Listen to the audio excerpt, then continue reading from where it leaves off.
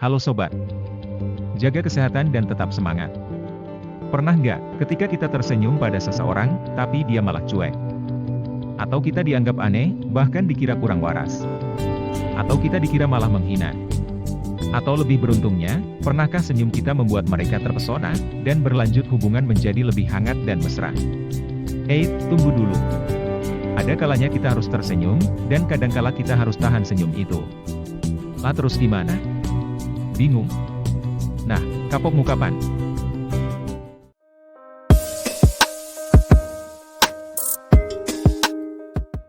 Benar sobat. Disitulah misteri sebuah senyuman. Inilah mengapa senyuman di lukisan Mona Lisa jadi terkenal dan masih misteri sampai sekarang. Kepribadian, daya tarik, kemampuan membuat orang suka, hampir semuanya menjadi sebab dari suksesnya seseorang. Dan salah satu faktor yang sangat menyenangkan dalam kepribadian adalah senyuman yang tulus dan memikat. Karena itulah kucing piaraan atau seorang bayi membuat kesan menyenangkan. Dengan senyum tulusnya, mereka begitu senang bertemu kita, sehingga wajar, kita pun ikut senang. Kebosanan dan ketegangan berubah menjadi hal yang menyenangkan. Senyum sejati adalah senyum yang hangat, yang muncul dari dalam. Orang yang tersenyum lebih mampu mengatasi, mengajar dan menjual dengan efektif. Karena senyum itulah yang mendorong semangat, alat yang jauh lebih efektif daripada hukuman. Manajer Personalia lebih berminat mempekerjakan seorang gadis yang belum menyelesaikan sekolah, tapi mempunyai senyum yang menyenangkan, daripada mempekerjakan seorang sarjana yang berwajah muram. Pengaruh dari senyuman memang luar biasa. Oleh karenanya, sebaiknya kita juga tersenyum saat berbicara di telepon, karena senyum kita akan terdengar dan terasa dalam suara kita. Dalam keluarga, senyuman juga membawa dampak yang hebat. Coba praktekkan selama seminggu.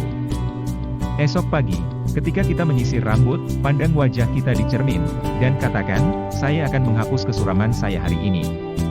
Saya akan tersenyum, dan saya akan memulainya saat ini. Saat makan pagi, sapa suami atau istri dan anak-anak dengan selamat pagi sayangku, sambil tersenyum. Mereka mungkin agak heran atau terkejut. Sampaikan saja padanya, bahwa untuk selanjutnya saya akan terus melakukannya setiap pagi. Nah, lihat hasilnya. Perubahan sikap ini akan membawa lebih banyak kebahagiaan dalam rumah kita, dalam 2 bulan sejak kita memulainya, dibandingkan tahun lalu. Begitu kita berangkat kerja, kita menyapa orang-orang yang kita jumpai sambil tersenyum. Kita akan tahu bahwa setiap orang akan membalas senyum kita. Dengan sedikit tersenyum, ketika kita mendengarkan keluhan mereka, kita akan tahu bahwa ternyata jalan keluarnya didapat dengan lebih mudah. Senyum akan menarik rezeki ke arah kita. Rezeki yang berlimpah setiap hari. Kita menjadi benar-benar manusia apabila kita tersenyum. Jika Anda termasuk orang yang susah tersenyum, ada 2 hal yang harus dilakukan. Pertama, paksa diri Anda untuk tersenyum kepada orang lain. Kedua, kalau Anda sedang sendirian, paksa diri Anda untuk bersiul atau mendengarkan sebuah lagu. Bersikaplah seolah-olah Anda sedang bahagia, sampai Anda bisa tersenyum. Paksakan itu. Nah, kapan kapokmu? Semua orang di dunia ini mencari kebahagiaan. Dan ada satu cara pasti untuk menemukannya, yaitu dengan mengendalikan pikiran-pikiran kita. Coba lihat wajah bahagia di antara para petani yang bekerja giat di sawah, dalam panas yang terik. Bandingkan dengan wajah muram beberapa orang yang kita lihat di kantor-kantor ber-AC. Hanya pikiranlah yang membedakannya. Senyuman itu tanda dari niat baik kita. Senyum itu membuat cerah kehidupan orang yang melihatnya. Bagi orang yang sering melihat kesuraman, senyum kita seperti mentari yang menghapus mendung. Terutama untuk seseorang yang sedang tertekan oleh bosnya, para pelanggannya, gurunya, bahkan mertua atau anak-anaknya. Seulas senyum bisa menolong mereka untuk menyadari bahwa semuanya masih ada harapan. Masih ada kegembiraan di dunia ini. Nah, tapi ingat, jangan buang senyum sembarangan. Di beberapa daerah ada kebiasaan atau tradisi yang membuat kita harus tahan senyuman itu. Apa iya? Kabarnya, di Rusia, kalau tersenyum tanpa alasan, kita dianggap seperti orang bodoh.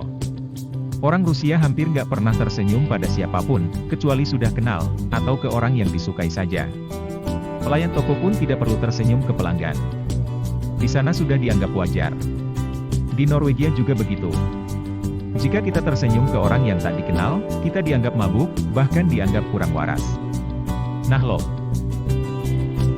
Kalau di Polandia, orangnya terkenal serius dan kaku. Tersenyum dengan orang yang tak dikenal dianggap perbuatan bodoh. Di Di sana, senyum adalah hal yang tidak pantas, dan tidak terlalu penting. Loh. Kasihannya, para badut di sana banyak yang nganggur. Jangankan tertawa, tersenyum aja dianggap gak penting. Di Tiongkok malah lebih parah. Bagi orang lokal, tersenyum sembarangan bisa dianggap aneh dan menghina. Tersenyum berarti cari gara-gara. Kapok muka pan? Oke sobat, semoga video ini bermanfaat dan menginspirasi kita semua, bahwa benar, tersenyumlah untuk kebahagiaan umat, tapi lihat dulu waktu dan tempatnya. Sebaiknya kita terus semangat untuk tersenyum. Sampai jumpa di video selanjutnya. Merdeka!